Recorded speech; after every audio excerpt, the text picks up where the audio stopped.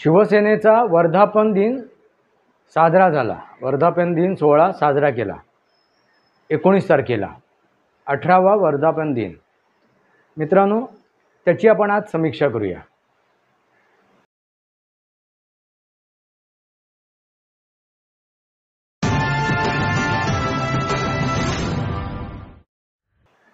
नमस्कार मित्रांनो, वास्तवावर बोलू काहीतरी या शृंखलेमध्ये पुन्हा एकदा आपलं स्वागत। मी आपला मित्र राजेश वासंती साबाजी केळुसकर। नुकताच 19 तारखेला शिवसेनेचा वर्धापन दिन साजरा झाला। मित्रांनो, शिवसेना स्थापन झाल्यापासून हा 18वा वर्धापन दिन आहे।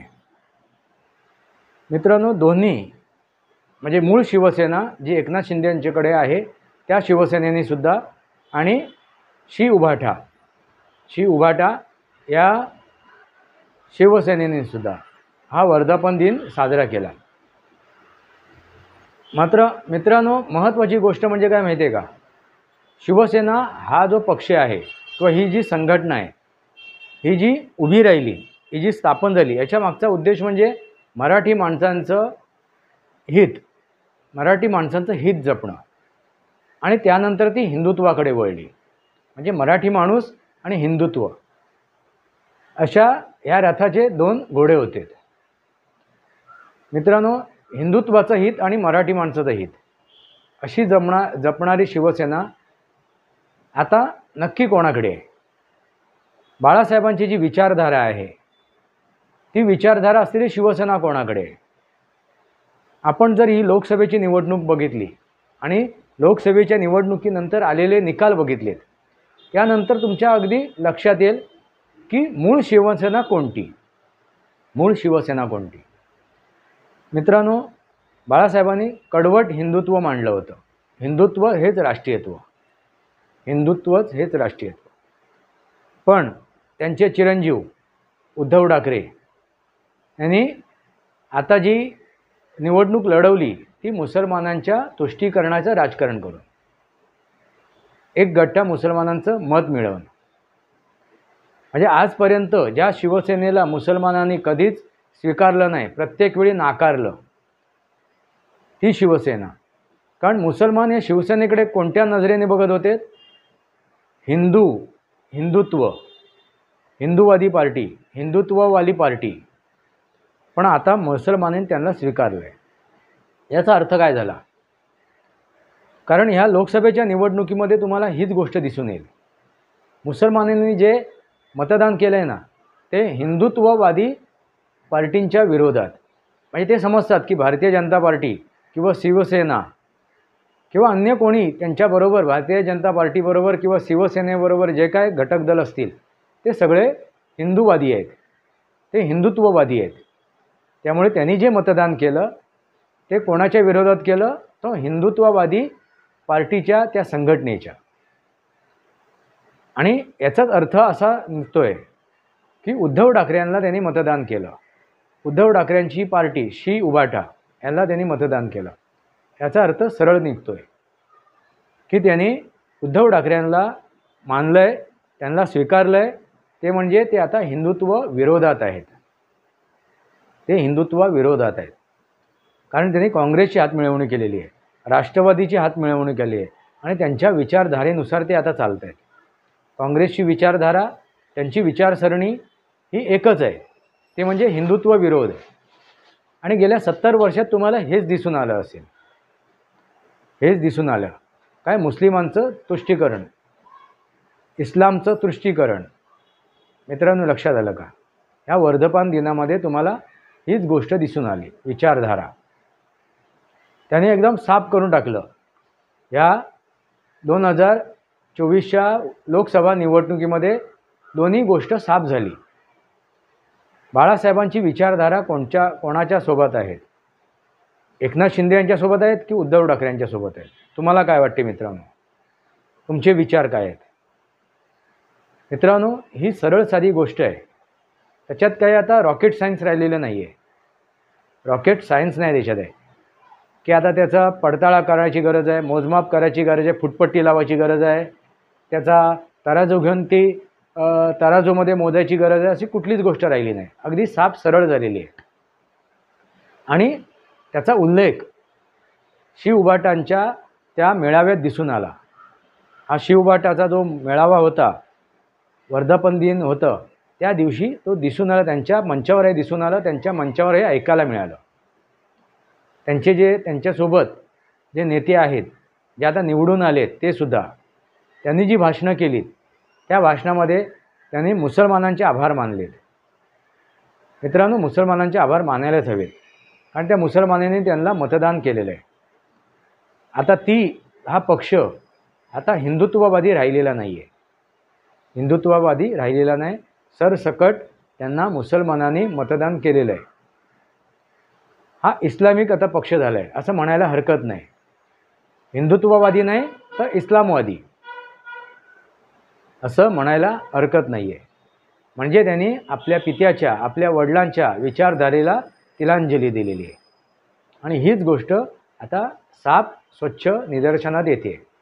या उलट एकनाथ शिंदे यांच्यासोबत जे आहेत आज, जे त्यांचे कार्यकर्ते आहेत, जे त्यांचे नेते आहेत, जे आमदार खासदार आहेत, आणि जी काय दिशा त्यांनी या लोकसभेच्या निवडणुकीमध्ये दाखवली, ती दिशा म्हणजे काय? हिंदुत्वाची, बाळासाहेब ठाकरे यांच्या विचारांची. त्यामुळे ही गोष्ट आता साफ झालेली आहे. बाळासाहेबांचा जो मूळ पक्ष होता हा आता एकनाथ शिंदे यांच्यासोबत आहे.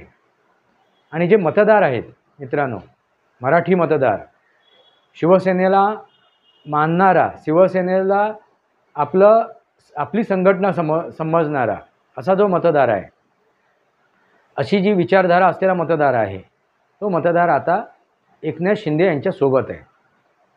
मित्रांनो, एकनाथ शिंदे हे गेल्या 2.5 वर्षापासून ही संघटना चालवत आहेत, एक नेता म्हणून. पण त्यांनी ज्या खुबीने, ज्या तऱ्हेने, ज्या परिस्थितीमध्ये ही संघटना चालवली आणि जे यश प्राप्त केलं आहे, जे 7 उमेदवार त्यांनी निवडून आणले आहेत, ते खरोखरच त्यांना मानायला हवं. त्यांच्या त्या परिश्रमाला, त्यांच्या त्या मेहनतीला. मित्रांनो, लक्षात घ्या, फक्त 15 उमेदवार त्यांनी उभे केलेत आणि 7 उमेदवार जिंकून आणलेत. आणि जे बाकीचे उमेदवार जे त्यांचे पडले आहेत, समोरचे जे उमेदवार आहेत त्यांच्या विरोधात, विरोधी पक्षांचे उमेदवार त्यांच्या विरोधात, ते सुद्धा नगण्य मताने ते पराजित झालेले आहेत.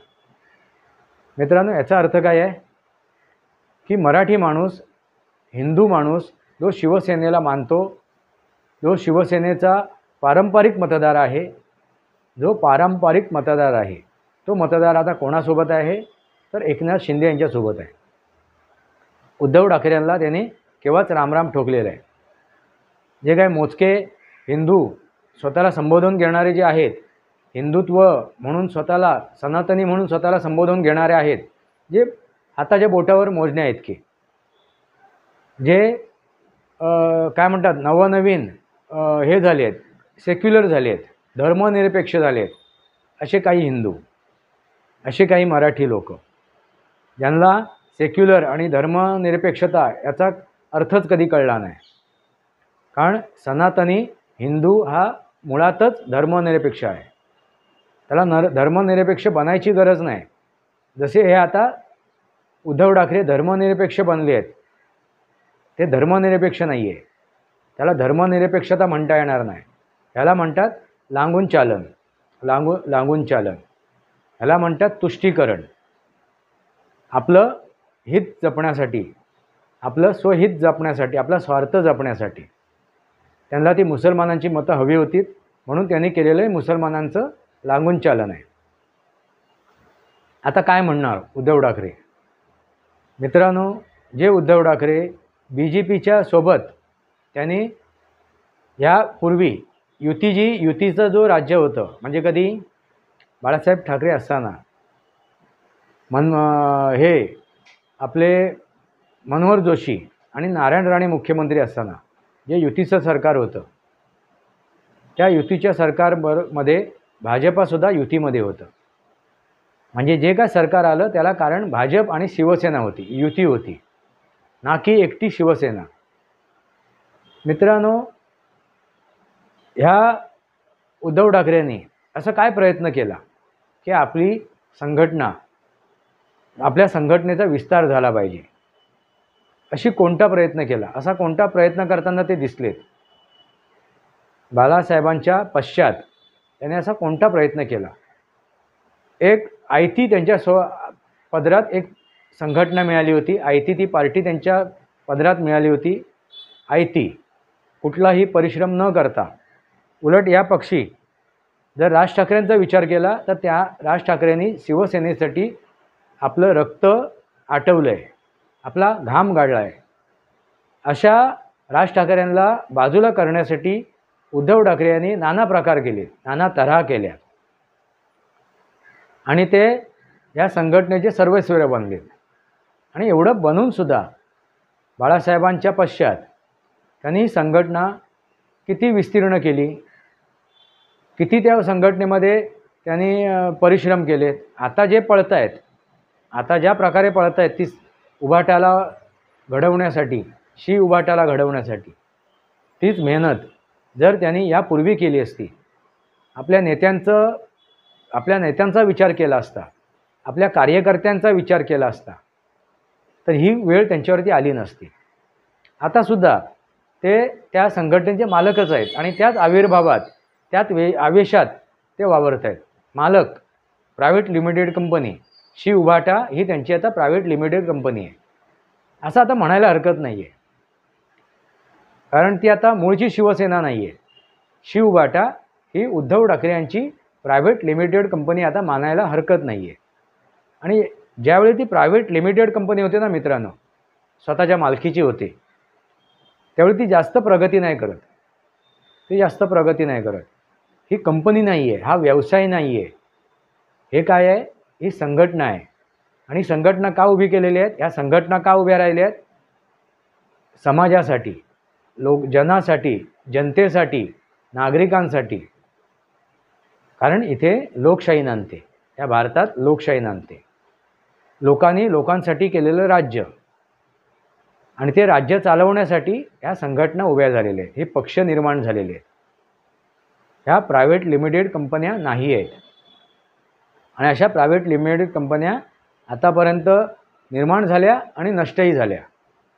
कारण त्याला एक आयुर्मान एक लिमिटेड असते. आयुर्मान हे लिमिटेड असते, कारण शेवटी ती लिमिटेड कंपनी आहे. मित्रांनो लक्षात घ्या, उद्धव ठाकरे यांनी हे जे काय त्यांचा आता 19 तारखेला त्यांचा वर्धापन दिन त्यांनी साजरा केला, त्याच्यामध्ये त्यांनी आपल्या भाषणांमध्ये, त्यांच्या नेत्याने आपल्या भाषणांमध्ये ही गोष्ट सिद्ध केली की आम्ही आता हिंदुत्ववादी नाही आहोत. मित्रांनो, आता ते भाषण करताना काय म्हणतात? माझ्या जमलेल्या तमाम हिंदू बांधवांनो, भगिनींनो आणि मातांनो नाही म्हणत. माझ्या जमलेल्या, आता हिंदुत्व गेलं मित्रांनो. हिंदू बांधवांनो आणि भगिनींनो, मातांनो असं नाही म्हणत, हिंदू नाही म्हणत. हिंदू शब्द विरघळून गेला. बाळासाहेबांच्या पुढे जे लागत होतं हिंदुत्व, हिंदू हृदय सम्राट, ते सुद्धा गेलं. आता जनाब बाळासाहेब ठाकरे झाले. इथपर्यंत त्याची मजल गेली. आणि काय ते वर्धापन दिन साजरे करत आहेत आणि काय त्याचं नाव देतात शिवसेना मोठं नाव देत आहेत आणि खाली उभाटा. काय उपयोग आहे? अरे कितीही ते उभाटा लपवलं तरी ते उभाटा लपणार नाही. शिवसेना कितीही मोठ्या अक्षरात लिहिलं म्हणून ते मोठं होणार नाही आहे. मित्रांनो, हा अंताकडे प्रवास आहे. आता उद्धव ठाकरे यांचा अंताकडे प्रवास आहे. कारण आता जे नाना पटोले आहेत, काँग्रेसचे अध्यक्ष, काँग्रेसचे सर्वेसर्वा महाराष्ट्राचे, त्यांनी आता सरळ बोलून दाखवलं आहे की आता आम्ही मोठे पक्ष आहोत, आता आमची मतं चालणार. कारण एक फक्त उमेदवार होता महाराष्ट्रामध्ये काँग्रेसचा, तो आता 13 झाले, म्हणजे 12ने वाढलेत. आता त्यांची कुरघोडी वाढणार आणि येत्या विधानसभेमध्ये ते दिसून येईल. सर्वात मोठा पक्ष म्हणजे काँग्रेस आहे. राष्ट्रवादीची सुद्धा आता कुरघोडी वाढेल. शरद पवार तर ऐकून घेणारच नाहीत. आता कळून येईल उद्धव ठाकरेंना की आपलं कोण आणि परकं कोण, आपलं कोण आणि परकं कोण. आणि ज्या वेळेला शरद पवार आणि काँग्रेस हे पक्ष जरी वेगळे होतील उद्धव ठाकरेंपासून, त्यावेळी उद्धव ठाकरेंना जनमत नसणार आहे. कारण सगळा तो एक गठ्ठा, शतप्रतिशत जे मुसलमानची मतं होती ती सगळी मतदान, ते सगळे मतदार कुठे जातील? काँग्रेसच्या दिशेने जातील, त्या राष्ट्रवादीच्या दिशेने जातील. मग वजाबाकी होईल, उद्धव ठाकरेंच्या उमेदवारांची वजाबाकी होईल. मग तुम्ही मोजा आता उद्धव ठाकरेंचे विधानसभेमध्ये किती उमेदवार निवडून येतील. आणि हीच वेळ आता दिसून येईल. अन्यथा उद्धव ठाकरेंना मूग गिळून गप्प राहावं लागेल, जे काय पदरात पडेल ते स्वीकारावं लागेल. कारण सांगलीला जी हे झाली, निवडणूक झाली, त्यावेळी तिकडचे जे काँग्रेसचे नेते होते त्यांनी सरळ साधी गोष्ट सांगितलेली आहे त्या मंचावरून की आतापुरतं आम्ही गप्प राहतोय, पण ह्यापुढे विधानसभेमध्ये आम्ही गप्प राहणार नाही, आम्ही ऐकून घेणार नाही. हे त्यांनी सोप्या भाषेत, सरळ भाषेत ही गोष्ट सांगितलेली आहे. आणि हे आव्हान त्यांनी दिलेलं आहे. नाना पटोलेसुद्धा आता वेळोवेळी आव्हान देत आहेत, काँग्रेसचे इतर नेतेसुद्धा आता वेळोवेळी आव्हान देत आहेत. आता याची सवय लावून घ्यावी उद्धव ठाकरे यांनी. मान खाली घालून मूग गिळून गपचूप जे पदरात पडेल ते स्वीकारायचं आहे.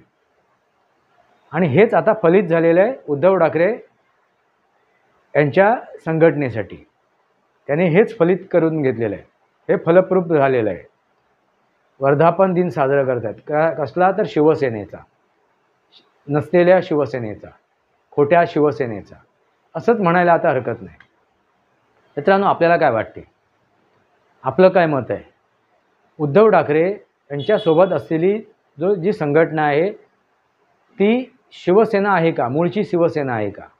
त्यांची विचारधारा ती आहे का? त्यांची ती विचारधारा आहे का? हिंदुत्व हे राष्ट्रीयत्व हे तिची विचारधारा आहे का? ती मराठी माणसांसाठी, ती हिंदूंसाठी लढणारी संघटना आहे का? तुम्हाला उत्तर मिळेल. आणि ते उत्तर तुम्ही कमेंट बॉक्समध्ये द्या, माझी कळकळीची विनंती आहे. मित्रांनो, वर्धापन दिन, आता हा वर्धापन दिन राहणार नाही आहे. अंत्यविधीला आता सुरुवात झालेली आहे. कोणाच्या? त्या संघटनेच्या, उभाट्याच्या, शिवबाठा. वास्तवावर बोलू काहीतरी या शृंखलेला सबस्क्राईब करा, बेल आयकॉन दाबा, माझे विचार पड असे लाईक करा, आपले विचार कमेंट बॉक्समध्ये लिहा. तुर्तास इतकंच. भारत माता की जय, वंदे मातरम. जय भारत, जय महाराष्ट्र.